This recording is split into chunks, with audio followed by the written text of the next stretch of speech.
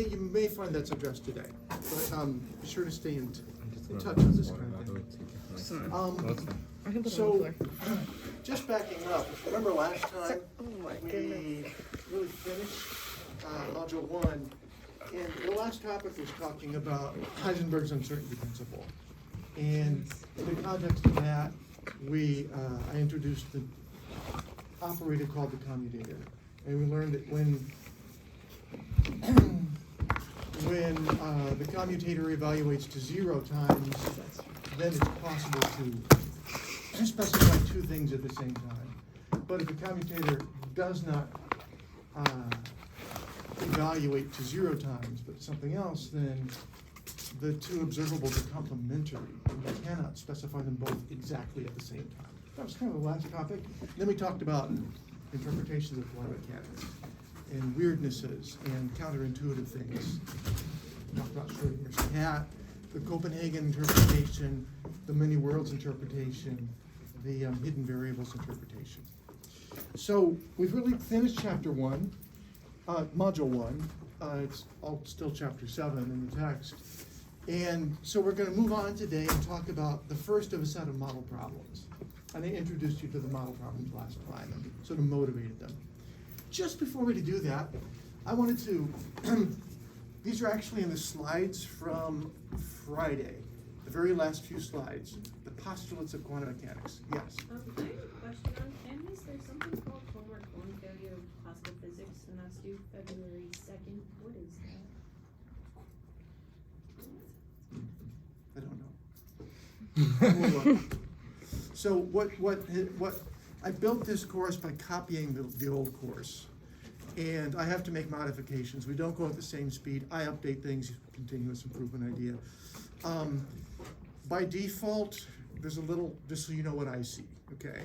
By every little thing within the module section, every little thing, there's a published or not or unpublished button, and they're on by default. I haven't looked ahead to module 3, but I think February 2 is in the context of module 2.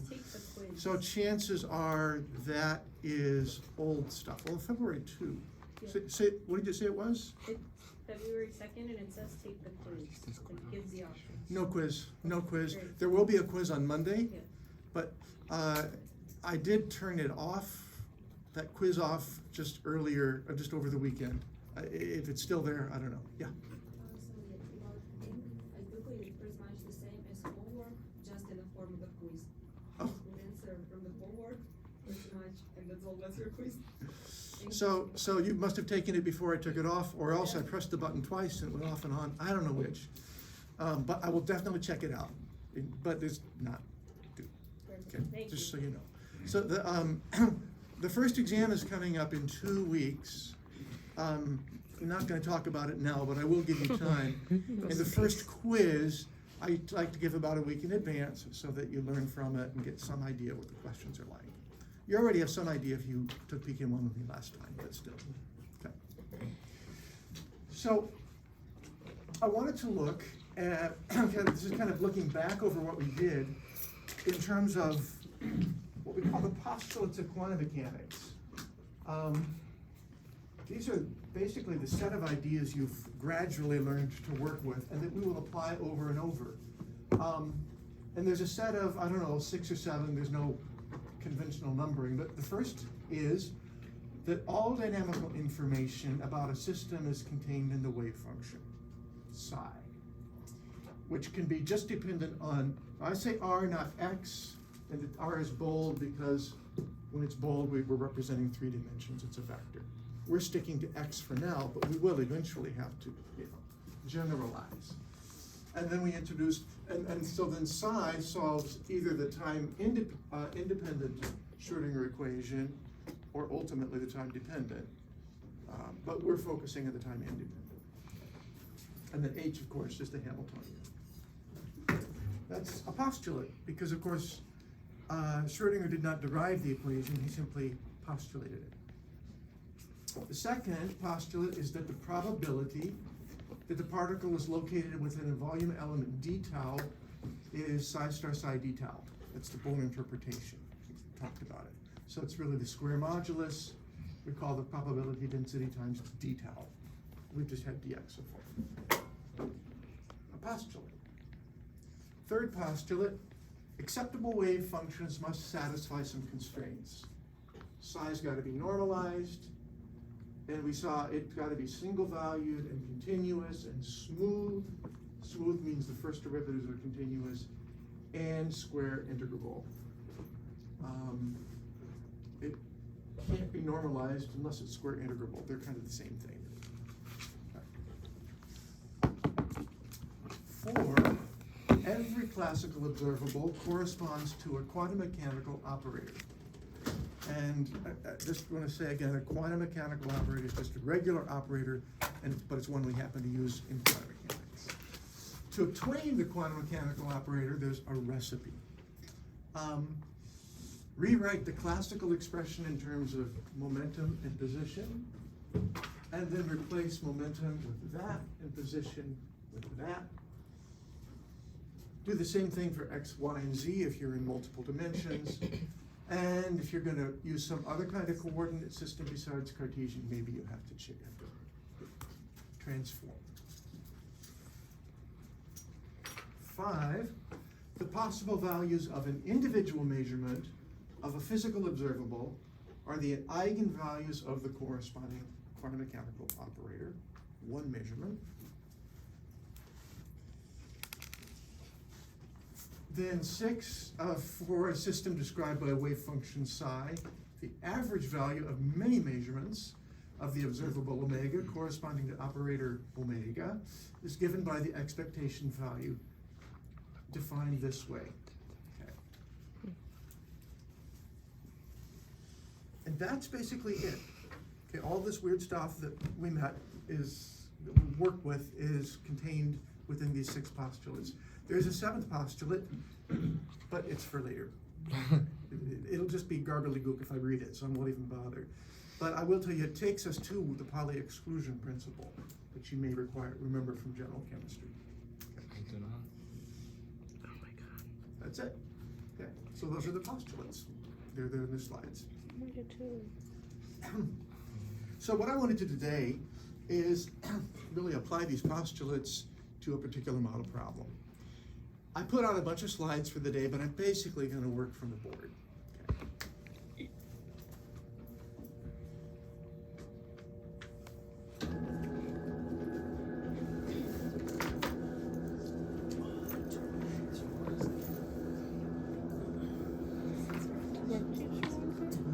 So, it's okay.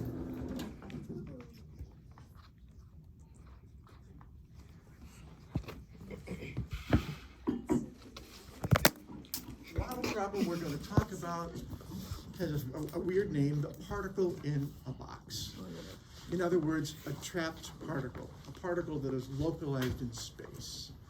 And we're going to solve Schrödinger's equation and see what we get for the wave function and what we can learn from the wave function. That's what we're going to do. We have to begin by constructing a physical model for a trapped particle, and then translate that into mathematics and see what Schrödinger's equation would be. So we got to go back and forth between conceptual and mathematical. Now to keep it simple, we're going to begin in one dimension. Just do a 1D problem, and then after we've done that, we'll increase the number of dimensions. Almost everything we need to learn is in one dimension. So we're going to begin in 1D. So if our particle is going to be trapped, let that be one dimension. We might want to call it X. And somehow that particle is going to be trapped within that region. And the particle has to be on this line because we're in one dimension. So it can't be anywhere else but on a line, right?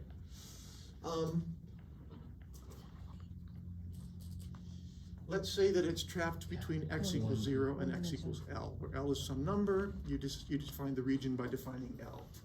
So we'll let this be the x-axis, and we can go between 0 and L.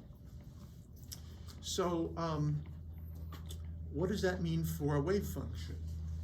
We're kind of defining our wave function as a function of x as being 0 if x is less than 0 or x is greater than L. In other words, the wave the particle can't get outside the box. By definition, it's going to be trapped. So the wave function is 0 over here and 0 over here. But non-zero for x within this region. Okay. Or maybe x, the wave function might be occasionally 0 in that region, but it won't be 0 the whole way. Now, of course, ultimately, we're going to want to apply Schrödinger's equation.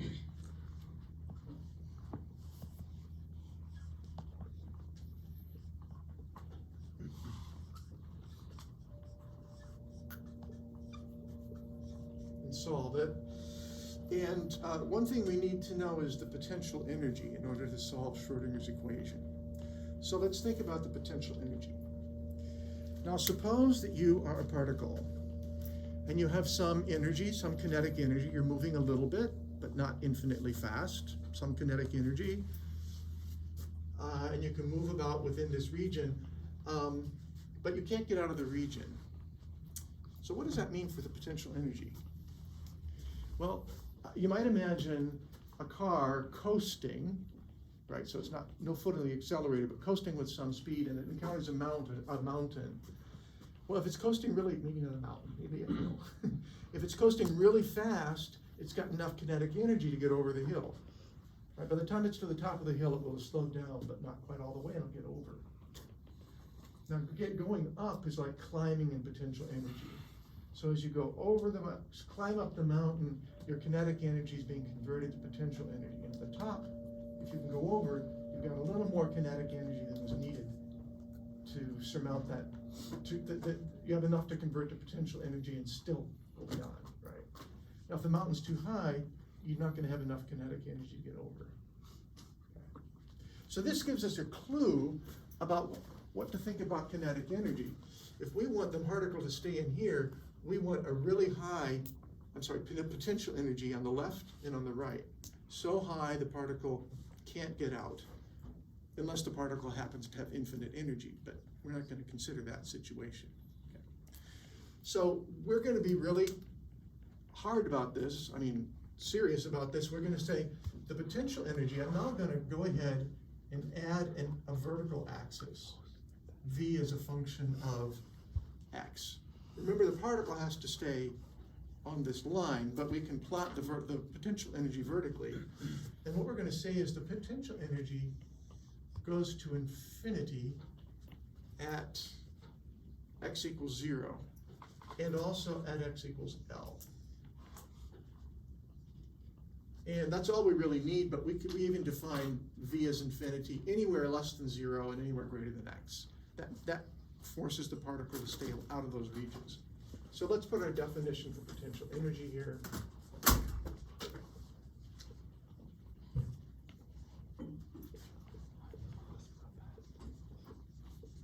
So we're saying it's just infinite for x is less than 0 or x is less than L. Now, inside the box, we have a choice. We can put little bumps of potential energy, or we can put a ramp or whatever we want. But I want to just construct the simplest situation possible. Suppose that the particle is free to roam anywhere within the box without impediment. If that's going to be the case, the potential energy must be the same throughout the box, no impediments. And we can just define the value of potential energy as 0. Okay. So we're going to define the potential energy as 0 for x between 0 and L. Okay. Now, as I've said before, it really doesn't matter whether you use less than or equal at the edges, because that's just a point, right? One point anyway. Okay. So that's cool. So what we're going to do then is say, for Schrödinger's equation, V is just 0, and we're only going to consider Schrödinger's equation within this region, 0 to L. So it gives us about the simplest equation we can think of. Okay. So here's what we have to solve.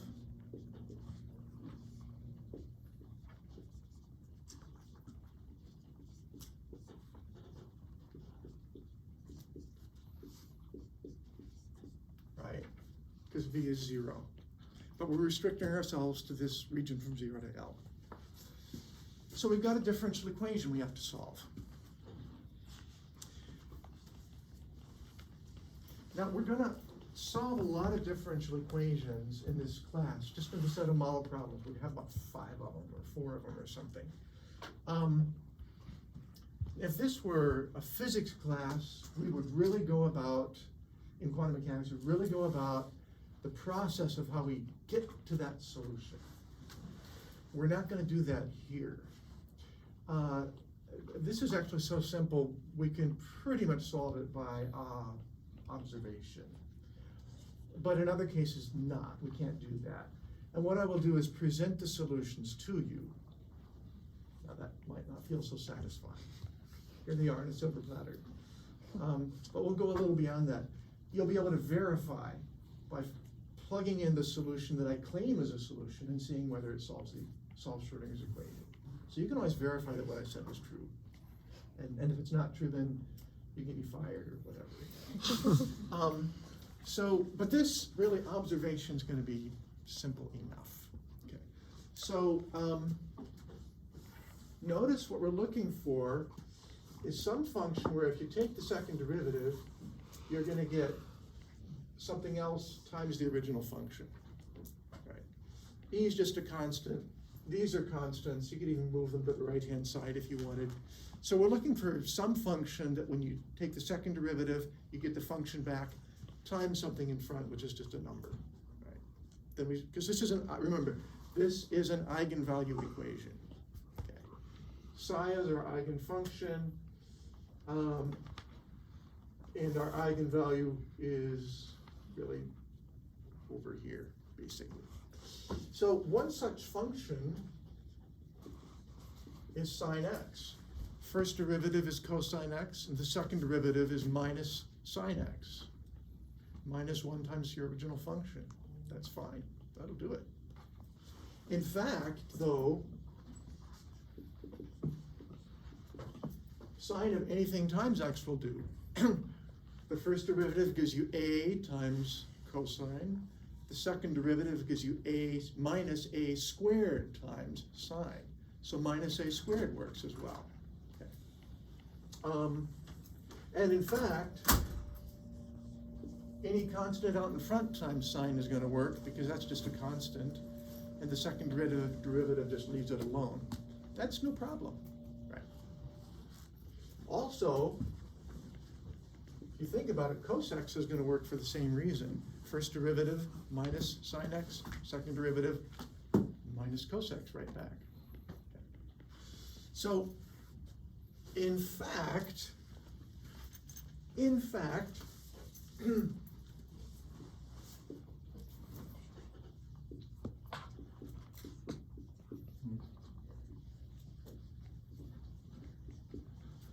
a sine ax plus b cos ax is also a solution.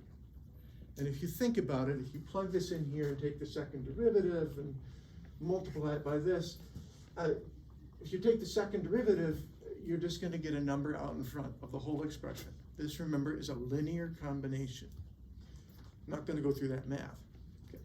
We call this, what you're really doing now is learning some tricks in basic differential equations.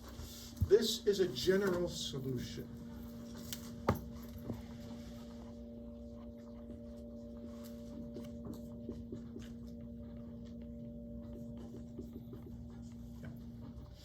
Now, I'll tell you a little factoid, but not prove it to you.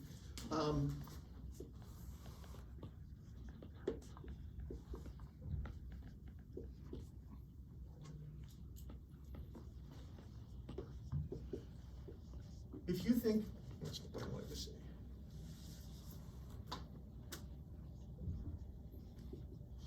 If you think of the cosine and sine functions as one big set, where A can be anything whatsoever, this is some set. It turns out that you can express any arbitrary function in terms of some linear combination of the sines and cosines. You can do that. You learn about this, you study it in a class called Fourier series. And what I'm saying is, you can express any function, f of x, as some combination of these, maybe you need a whole bunch.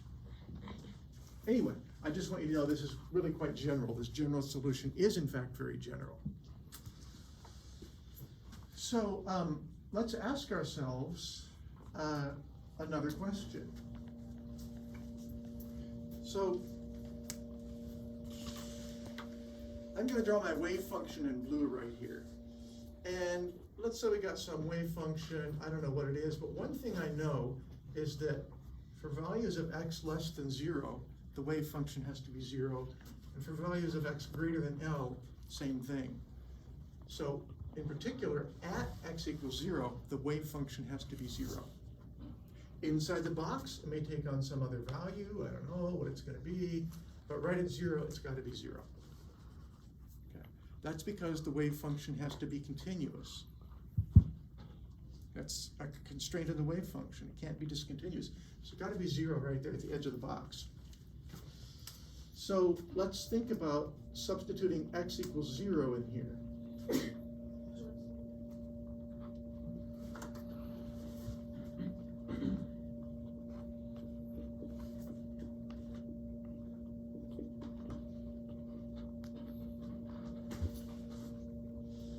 So x would be a sine 0 plus b cos 0. Now what is sine 0? The value of sine of 0? 0. Right? So no contribution here. What's the cos of 0? 1. 1. Well, if psi is going to be 0, and if this is going to be 0, and cos of 0 is 1, then b has got to be 0. Yeah. So already we've restricted ourselves to the sine functions. Okay. Because of this one constraint, the cosine functions can't be involved. This is called, by the way, a boundary condition. So psi of 0 equals 0 is called a boundary condition.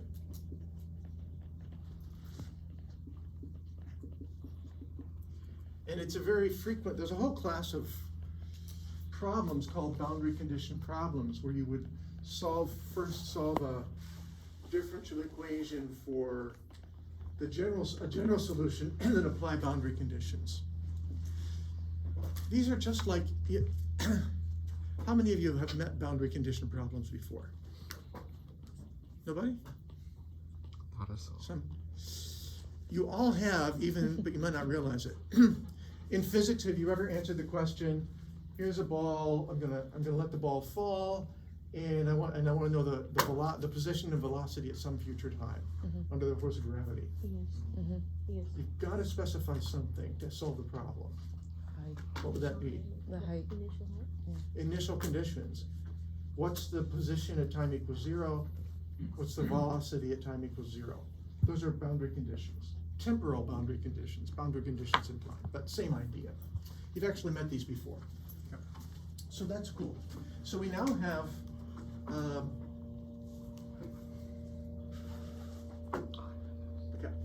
we have a second boundary condition, and that is psi of L has to be equal to 0, right? Because we've got to be 0 at the other edge of the box.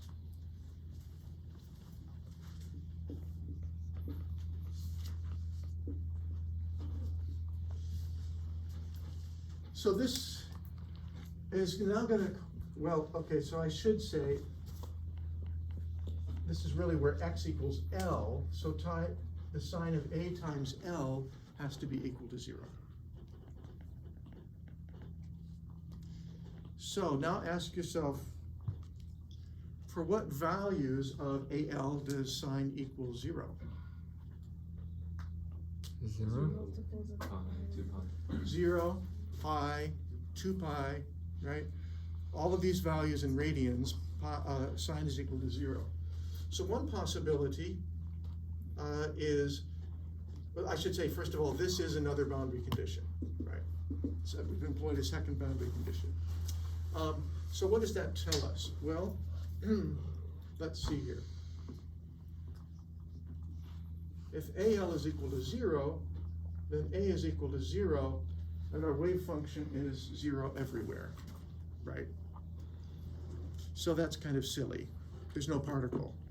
So we can kind of cross that off as a possibility. You know, it's mathematically correct, but it doesn't describe a particle. The wave function's 0 everywhere.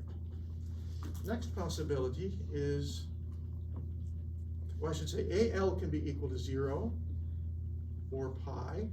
So if AL is equal to pi, then A is pi over L, right? If this is equal to 2 pi, which is also possible, then A is equal to 2 pi over L. 3 pi over L. And of course, actually, any integral value of L is going to do just fine. So, in general, A can be equal to n pi over L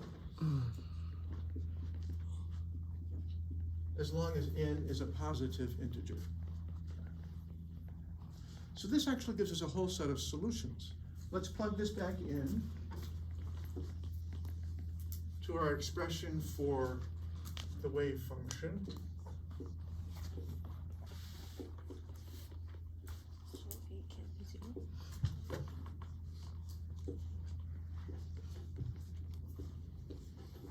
So that's A, and then we multiply by x, right? So we have sine is equal to n pi x over L, and n can be equal to any positive integer.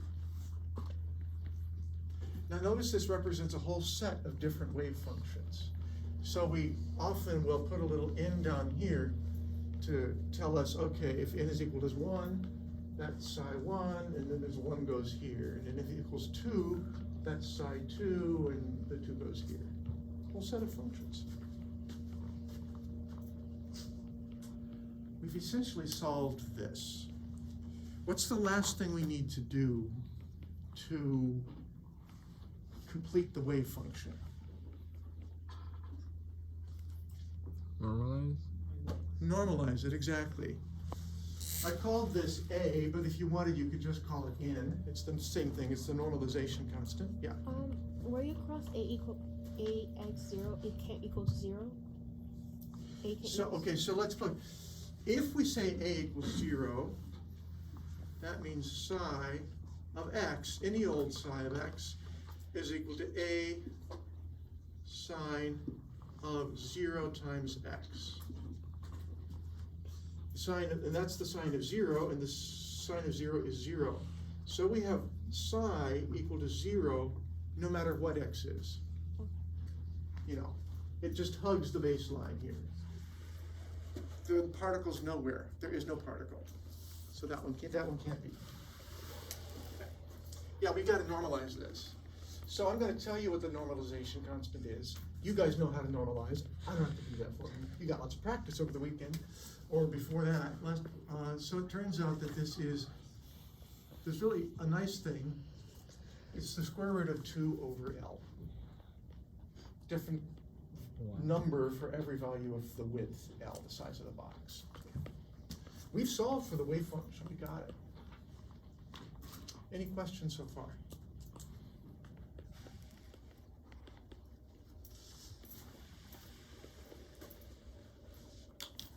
There it is. Well, let's take a little time, and before we bother talking about the energies, we'll do that, but let's take some time to visualize the wave function.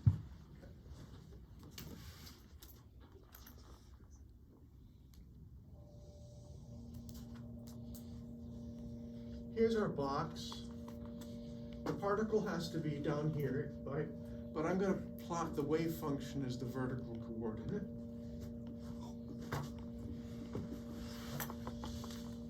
And let's see what we get for psi 1.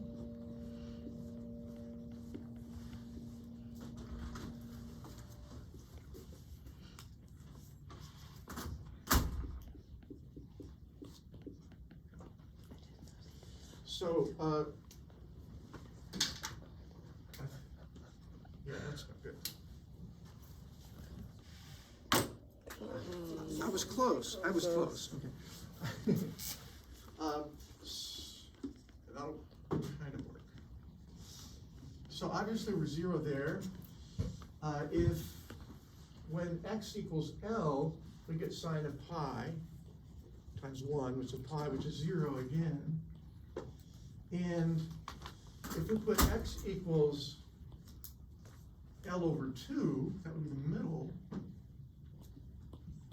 Notice this would be the sine of pi over 2, which is 1, right? So, and I think you can pretty much see that that's what you get. Pure sine function, 1/2 of a wavelength.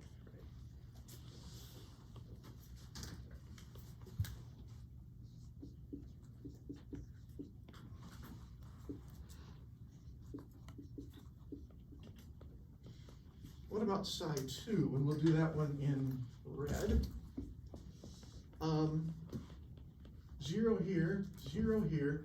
What about at L over 2? At L over 2, at x equals L over 2, this whole thing evaluates to 2 times pi over 2, which is pi. We're back, the sine of pi is 0. So we're going to be 0 here, and 0 here, and 0 here.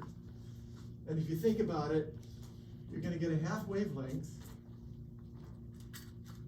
there, and another 1/2 wavelength there. One full wavelength, 2 half wavelengths. What if psi n is 3?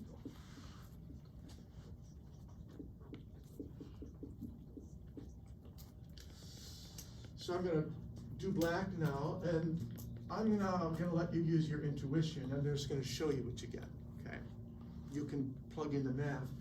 We're going to get 3 half wavelengths within the box.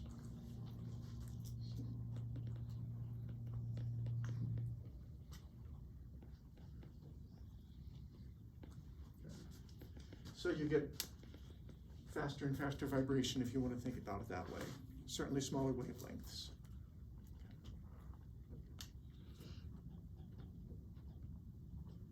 Which is kind of cool. Any questions? It's kind of fun to think about what the wavelength would be. Notice up here, for 1, notice we have 1/2 wavelength within the box. So you might say, okay, 1/2 of psi 1 just fits into the box. So the wavelength is, right, so if this is the case, then psi itself, sorry, the lambda itself is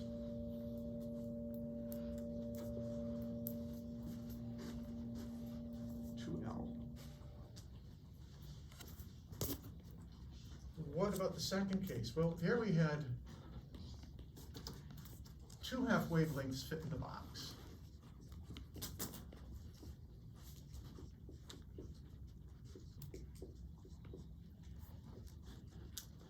Down here, 3.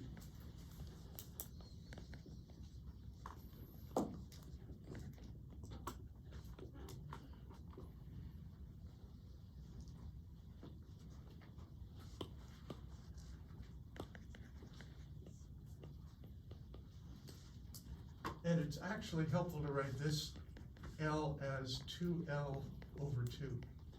And you begin to see the pattern. What about lambda n?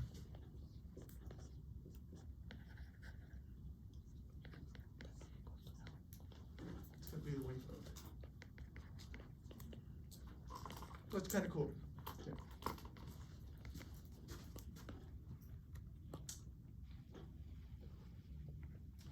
let's stick with this a moment, another moment. I want to plot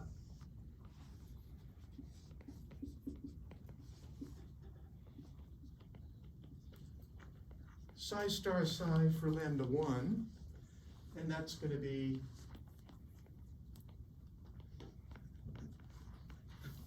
something like that.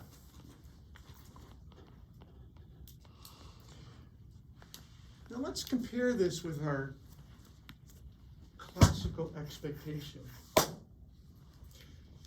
So what do I mean by that? We've got a box, I'll put it right here. And classically the particle's trapped within this box. We've got infinite walls. So you might think this is our classical. We're solving the time-independent Schrodinger equation, but we know that really there's motion involved. There really is a time-dependent Schrodinger equation. So if we've got a particle in here, if it's moving in this direction, what happens when it encounters this wall? You can define it the way you want. You can say, oh, it just drops dead. But, I mean, it just stops. But if that's the case, it's going to give up its energy to the walls. Probably a better image is that it collides with the wall elastically and it just bounces off and goes back. So you've got a particle that's going back and forth and back and forth. It always has the same speed, but it's either going this direction or it's going this direction. If that's the case, suppose we split our box up into lots of little segments and ask ourselves, how much time does it spend in each segment? If these segments are equally long, what would the answer be? An equal amount of time. Say again? An equal amount of time. Equal amount of time in each of these segments that are equally long. So in other words, so then if I at some unspecified moment I reached in and grabbed my ball and I found where it is, particle, you'd have an equal probability of finding it in any one of these segments, depending on when you did, right? Here's what happens quantum mechanically. This is, notice the probability density as a function of L. In green, the area under the curve is really the integral. That's the probability of finding the particle somewhere within this region. It's that little bit. What's the probability of finding the particle within this region? Let's do that in red. I didn't have that lined up very well, but all of a sudden it's that. Very different. Quantum mechanically, it's much more likely you'll find the particle in the middle of the box than at either side. So, non-classical, totally non-classical prediction. Quantum mechanics.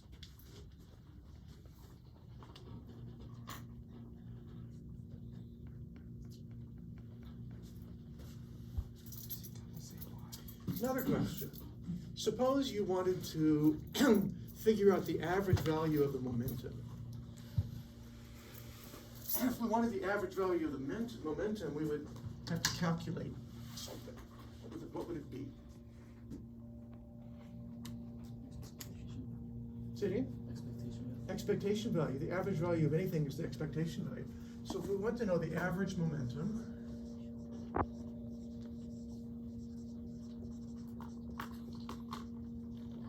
it would be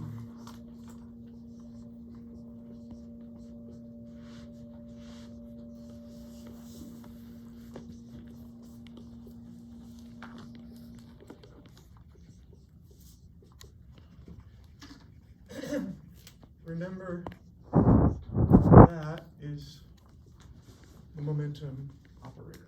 That's what we have to solve. Right? Let's do that. Let's solve it. We can ask any question now with what we've learned. I can ask, what's the probability of finding the particle in a region? That's the Born interpretation. That's an integral, right? We can ask, what's the expectation value for some property? We set up an expectation value integral. Well, let's do that. I wanna bother to do that. So this is gonna be, now, I'll do that over here.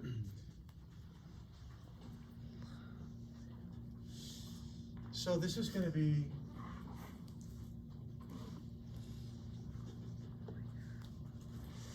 now I guess I'd better be specific. Let's go ahead and say we're in sine 1. N is equal to 1.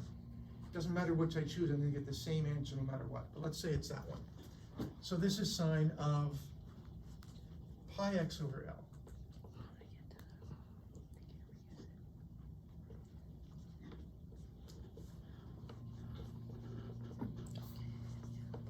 Oops. I better put parentheses to make it clear.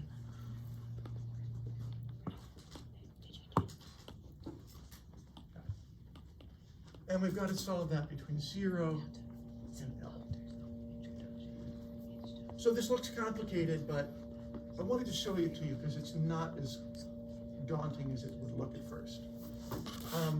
The h bar over I can come out in front. And we're going to have an integral. Now the radical 2 over L we see twice, and it's just a constant, they're both constants. We can take that out in front. So that's going to be 2 over L right there. 0 to L. Sine pi x over L. Now what are we going to get when we take the derivative of sine pi x over L? What do we get? We'll get pi over L cos x. So that's going to be cos x, or I should say cos pi x over L dx, and we have a pi over L that comes out in front. I just need a little more room. Okay, so I got all that going on.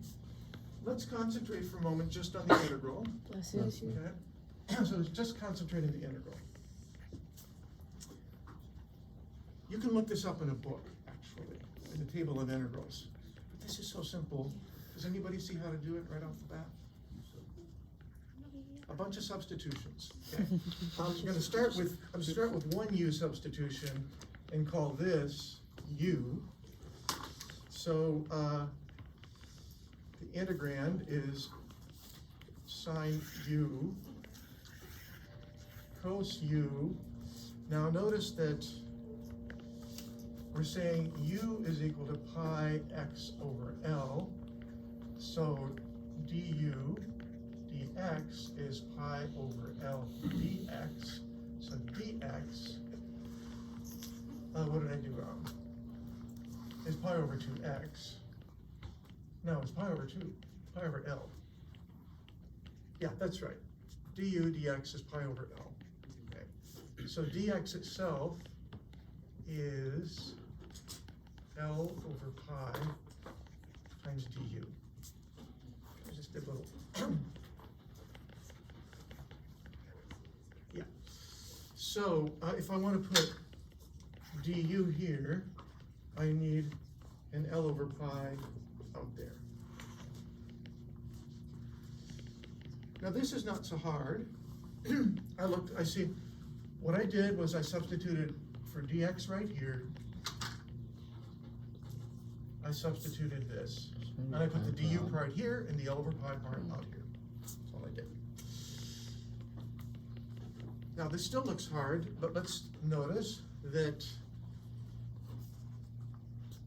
let me go to the side here. D sine u du is equal to cos u, right?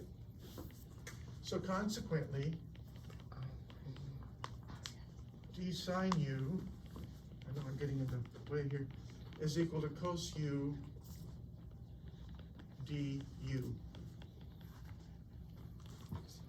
all good with that? Yes. You said for if you had du, you had to have L over pi. It's out in front. Because, okay. I'm just saying, what is du, d sine u du? It's cos u. And now I'm gonna multiply both sides by du. So I get d sine u here and cos u du here. That means I can replace this with d sine u, What? You lost me. Yeah. okay? So we have L over pi times the integral sine u d of Sine. sine u. Okay. Okay. You're not used to seeing that, I think. D sine u over du. This d sine u, I Oh, because replaced you cos u multiply du is with d substitute. sine u. Okay, Oh my goodness. Oh, it's because Oh you my said god. Oh my god. Okay? wait, so slow down. Because the derivative of sine is cosine, so Yeah. he just did the Did- derivative. the derivative of. Remember, we're allowed to take Yes. derivatives and multiply and treat them as the ratio of two differentials. I'm multiplied by the bottom differential. That's cos u du, which is equal to d sine u. This is d sine u. Okay, so Now to make this more palatable, let's define sine u as v. Wow. So this becomes L who's over following pi along here? I just wanna know if I'm integral of doing v dv. We know that one, okay? That's L over pi, of course, just out in front, times 1/2 We v don't know squared. Square. Okay. Now you backtrack, and I'll take your question once I backtrack. So substitute the v, What's a lecture? Is sine of u. No? Can you go back? 1/2 Sine of u. sine of u, but u itself is Pi. pi x over L. Oh. Can you go back? Oh, this is just a proof. No, no, no, no, no, no. That's why we have a table. Yes. That's what I was doing. Oh, this is on the table. Okay. My preferred method is to take u equals. Is that a V sine for of both pi of them? over Are we L. expected to do this on the exam? No, Yeah, that's a you can do table. the whole thing Yes. at once, There's a too, table. okay? Okay. I just, because I had to do this, Yeah. okay, so Why that's did you why I replace did both it, of them? Oh, in sine of stages. V. okay. So this is what we've got, and remember our boundary Did you conditions. follow along with? X can be 0, X can be L. Eight. What is the, now, if we 4 substitute is L a in for constant. X, this becomes the sine of pi, which is what? So Huh? it's just Say it What is again? this, what is the sign, Zero. when I substitute L. the upper value for X, I get pi times L divided by L, which is pi times 1, Yeah. which is I pi. don't know. Zero. So zero. So the sine of zero, of pi is 0. Lower limit, X is 0, sine of 0 is Zero. Wala ka, Sam. 0. And then when you multiply that by everything out front, you still get Okay. 0. So Oh. purpose was? The value of the integral we just demonstrated is 0. So we Now only we have to solved multiply that. 0 by this to get our expectation value. It is also 0. My purpose was? Purpose. This is- So this was Right. just a proof. So I'll take questions about the math in a second. I want you to suppress that and take the result as true and think about what it means.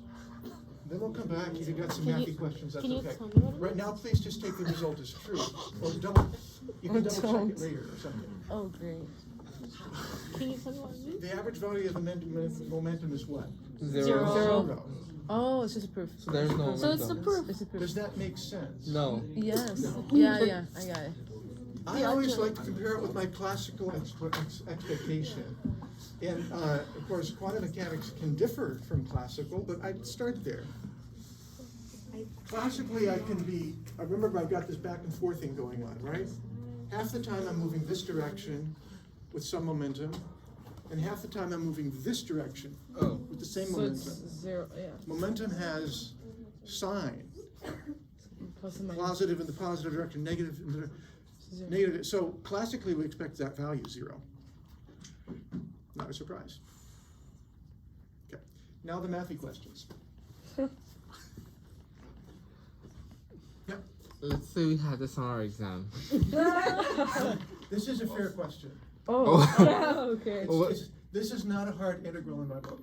It's I don't know if I'll put it on, but I'm just telling you. Okay. You'll also find the result in tables, but it's not hard to do. Okay. I was thinking a question. On the exam, you'll have a table of integrals. Okay. I was my question though. Like, Oh yeah, you'll get a table of integrals. they just shot me But I down. taught you a useful technique if you didn't know it. I don't know if it's stuck. Any other?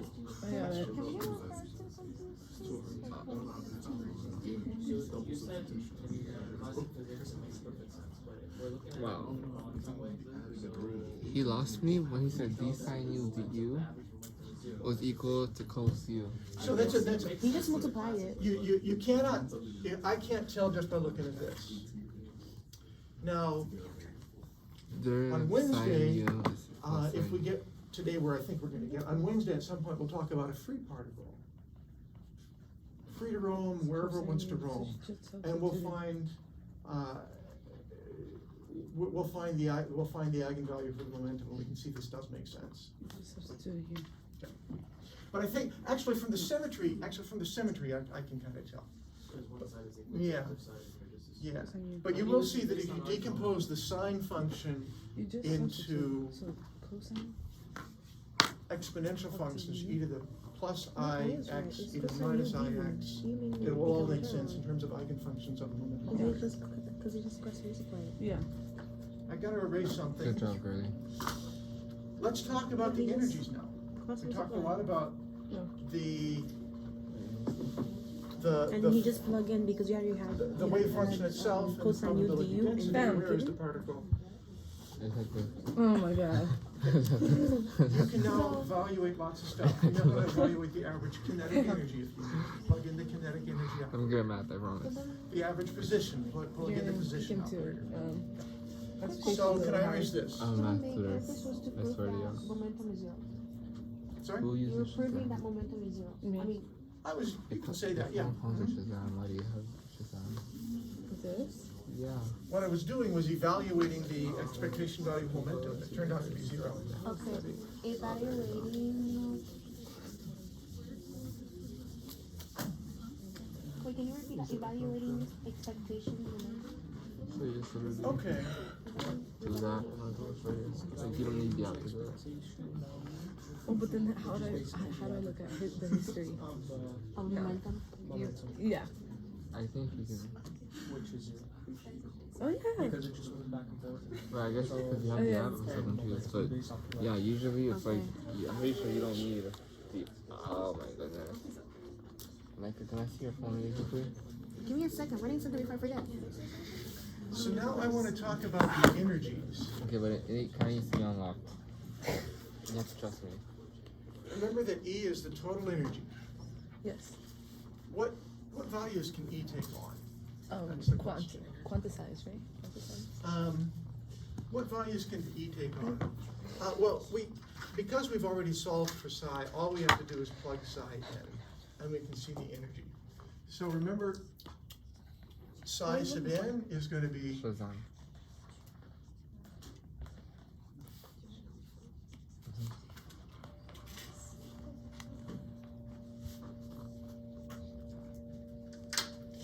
So let me plug this in on the left-hand side and evaluate what I get. I'm going to have, that's still there. Notice when I take the first derivative, I'm going to get a factor of n pi L, and sine will become cosine. When I take the second derivative, I'm going to get another factor of n pi L, and a minus 1 sine, and I'll be back to sine. So what I'm saying is,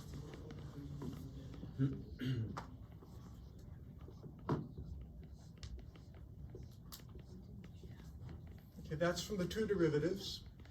I'm going to get my sine function back.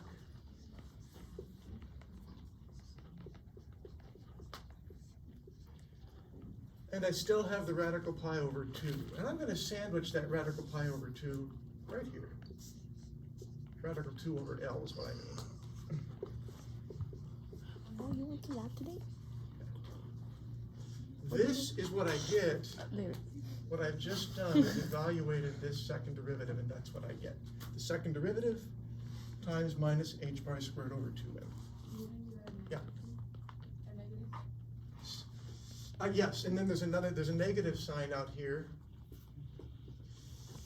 because the derivative of sine is cosine, but then the derivative of cosine is negative sine. Okay. So let's just see what this Bless is. you. This gets sort of complicated. Notice this is just psi itself, right back. Yes. Notice that this is just going to be a number. So whatever it evaluates to, it's going to have to be E. Because all of this is equal to E times psi. That's going to be En. So let's simplify it. Let's see what we get. For En. Negative 1 times negative 1, so it's a positive number.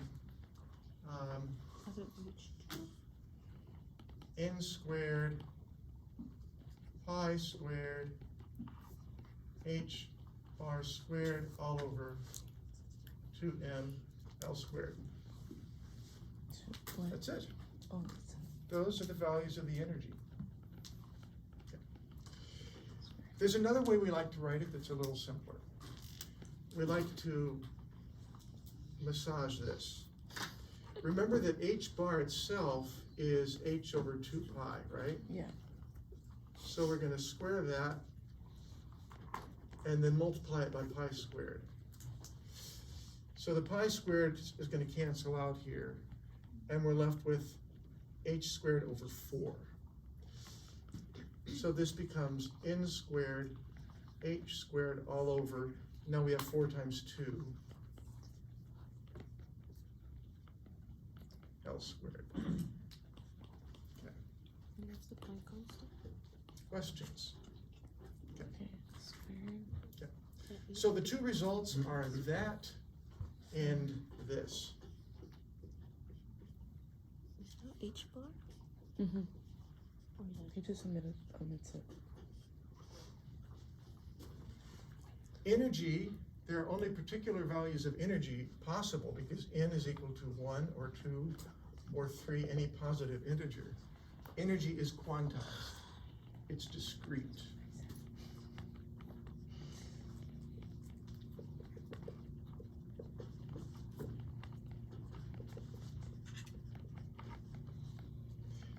You know, it's worth drawing a picture, a graph of energy. Let this be E sub n.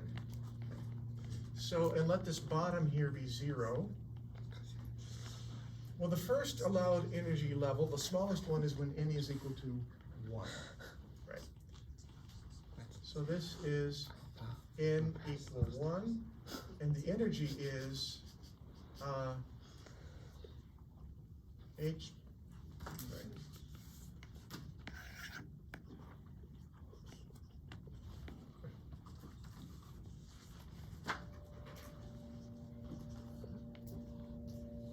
H squared over 8m L squared. The next higher energy is for n equals 2, so we now have 2 times 2, which is 4. So that's going to be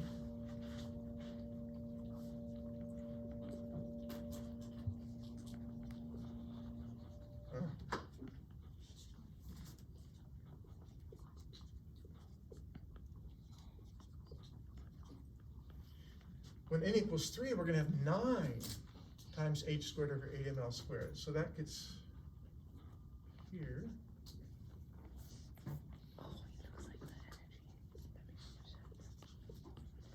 And that's about all that's going to fit here. Maybe you can say this is equal to n equals 4. Bless you. So, a couple points I want to make. Energy is quantized. The spacings get bigger and bigger as n increases. Here's the spacing between the first 2 levels, spacing between the second 2 levels, third 2 levels, bigger and bigger. Right. is it possible to have zero energy? No. This is another really curious fact of quantum mechanics. This is the lowest energy possible, and it's not zero. We have a name for the lowest energy. We call it the 0-point energy.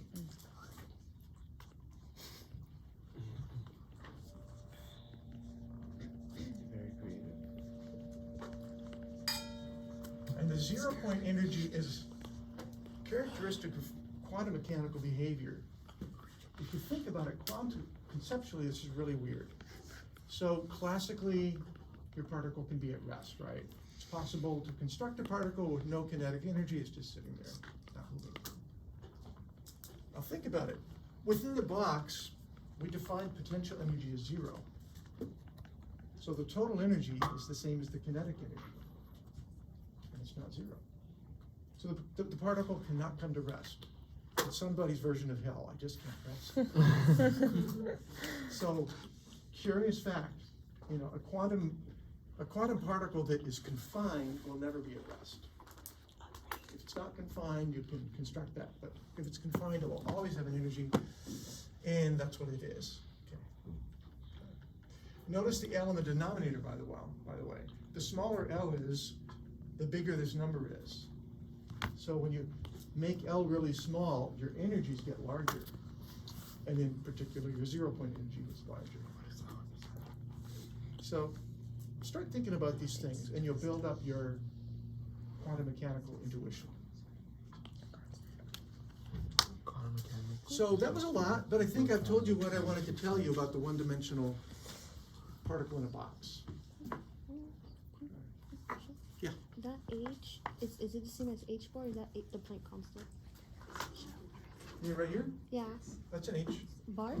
Or just, Bar, no, we got rid of the bar right here. Oh. so it's the Planck? You can write it this way, the energy this way, or you can write the energy this way. We tend to do it this way because it's simpler, but it doesn't matter. And that's a constant.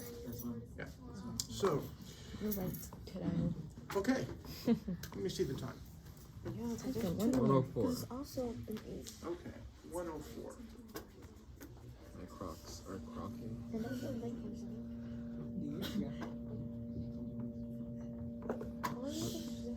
What?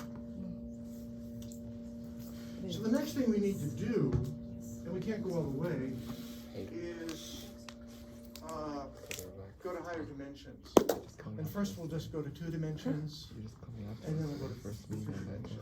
I won't even bother going to 3 dimensions. You can extrapolate. You can just predict the answer. But going to 2 dimensions, I think I want to give you the roadmap. So We don't whatever have time Kanye for all said, that. it's not our words, it's our I'm gonna read that down. Oh, you too in this house? I wish. No. What? I wish. You wish what? I wish I was staying. Can you back in person? What did you take for Yes. before? Just drinking too. Oh. I think drinking one, that's what I'm asking about. I think we did. It's the same. It's the same setup. Like the first lab is the same thing. Same food. I think I have But after that, I have to learn everything else. Because I no, but the pre-lab they don't make them like the whole thing at once. They like doing sections. If you put a canvas, like go to your canvas. No, I know. It's not a rubric. Yeah, just follow the rubric. Professor, Yeah. Because you is can the also send me 0-point assignments. energy the same as the ground state? Because we're in an electron, so is that slightly different? The 0-point energy is the energy of the ground state. Oh yeah. Yeah. Particle in a box. So now we're going to go to 2D. I'm gonna set the problem up for you, and we'll look at the solutions, but we won't prove what they are yet. Okay. Yes. So in 2D, we're going to have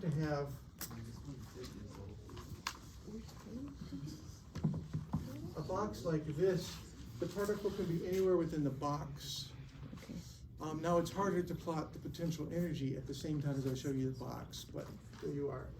So we've got y and x. We're going to say that the particle's trapped between 0 and Lx in the x direction, and between 0 and Ly in the y direction. So we're gonna say the y wave function depends on both x and y, and it's 0.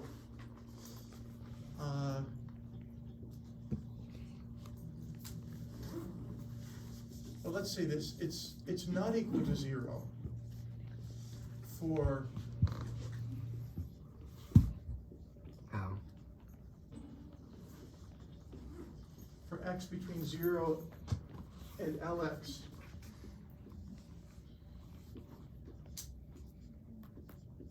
And y between 0 and Ly. But outside of that region, the wave function is just equal to 0. So as far as the potential energy goes,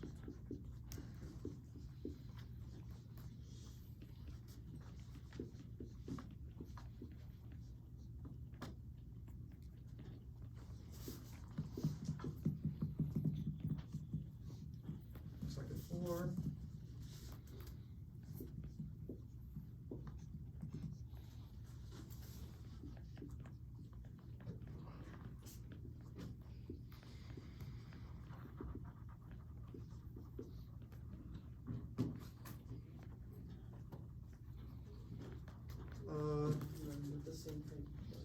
No, this is. Okay. That's the potential energy. Now, what is Schrödinger's equation?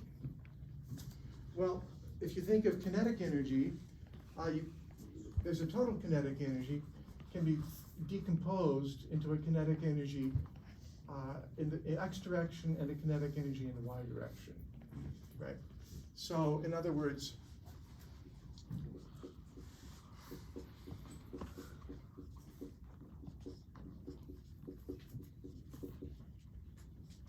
so there will be a quantum mechanical operator corresponding to this and to this. So we can write down the Hamiltonian.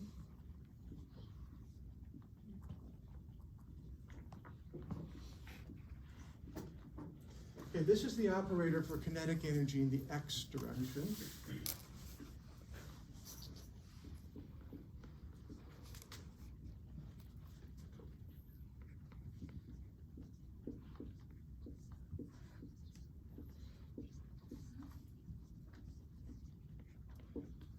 That's the operator for kinetic energy in the y direction.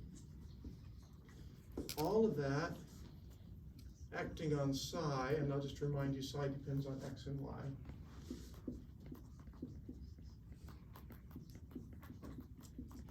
Is equal to E psi. And our region is just this region. The potential energy is 0 within there. So we have to solve this problem. I'm going to write down the solution.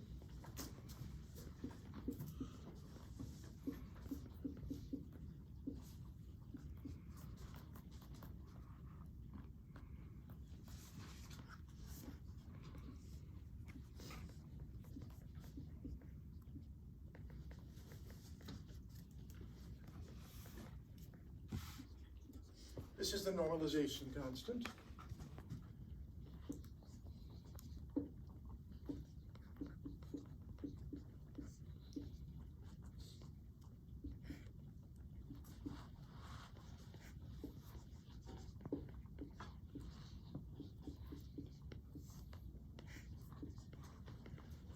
Notice the similarity. This is a sine function with a quantum number times pi x over Lx. And this is a sine function times a quantum number times pi y over Ly. Now I have to distinguish the two quantum numbers. They're different. So one is, I call nx and the other ny. Yeah.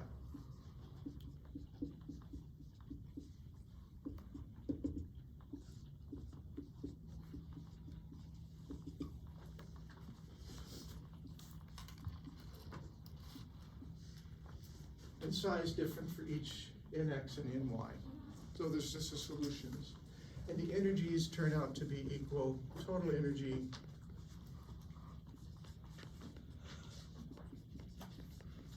well, no, that's not quite right.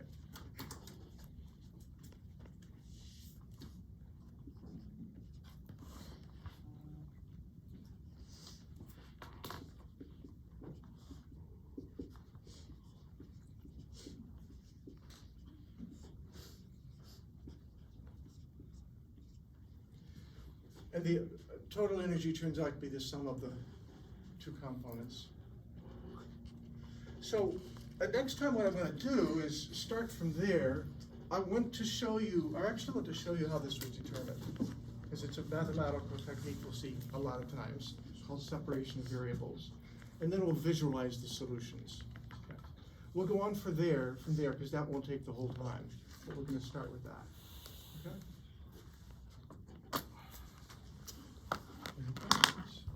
Is that just an H or is it H hat?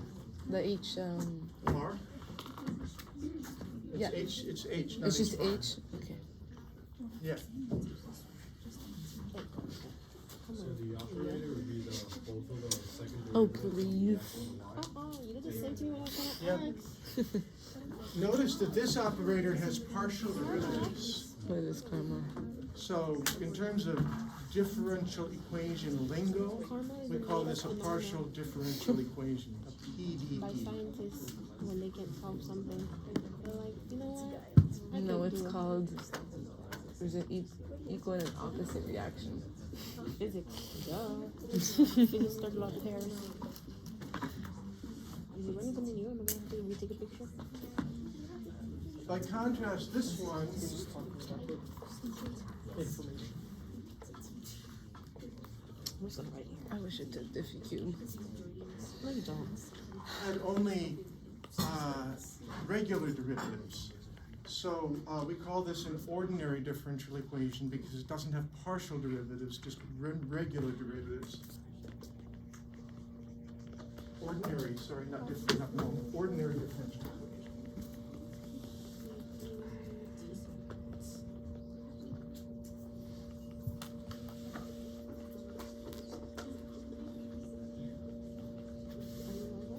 And what I'm going to show you next time is that we can turn this PDE into two different, into two different ODEs, and we can solve each one pretty easily.